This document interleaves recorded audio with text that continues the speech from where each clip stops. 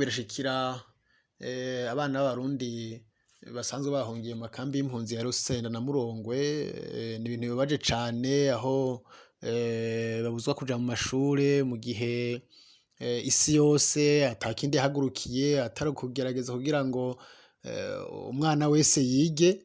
Rero kuri abo bana bari muri Murongwe na Rusenda urumva ko bibabaje kandi biteye isoni n'agahinda, ni igisebo kuri leta ya Congo, ni igisebo kuri HCR, aho bose bemera abana bakaguma muhira ntibaje ku mashure kubera gusa ngo habuze amahera y'ishure, kandi vy'ukuri yaba HCR canke na leta ya Congo haba hari amasezerano baba barasinye, bategerezwa kwumvikana kugira ngo abo bana ntibagwe mu mporero.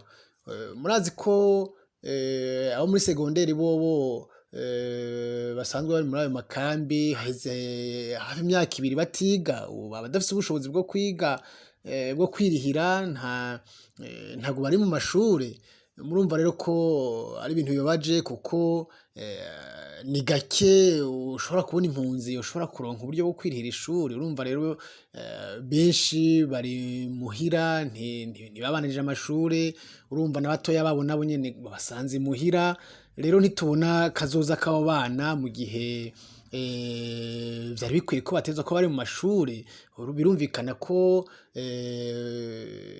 ingorane zigiye kuba ku bavyeyi, abana bari muhira kenshi urumva ko bazisuka mu ngeso mbi, cane cane ko ayo mashure yafasha abana vyinshi, haba kwiga haba mu ndero. Urumva rero ko ni ibintu bigiye kutoroha ku bavyeyi basanzwe bari muri ayo makambi. Rero twebwe turasaba HCR na leta ya Congo kumvikana kugira ngo abo bana basubire mu mashure, kugira ngo abo bana agateka kabo kubahirizwe, kuko bategerezwa kuba bari mu mashure kandi nta bandi bategerezwa kubikora atari HCR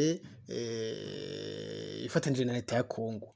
Turasaba kandi ayandi mashirahamwe cane cane amashirahamwe asanzwe aharanira agateka k'abana, yaba mpuzamakungu canke n'ayakorera muri Congo, guhaguruka nayo agakora ibishoboka vyose kugira ngo abo bana basubire mu mashure, kugira ngo abo bana ntibabandanye bagwa mu mporero, ntibabandanye bagira ingorane zo kutiga, kandi duhamagarwa twese kugira ngo abana baje mu mashure ntihagire abana basigara inyuma mu bumenyi muri iki gihe tugezemwo.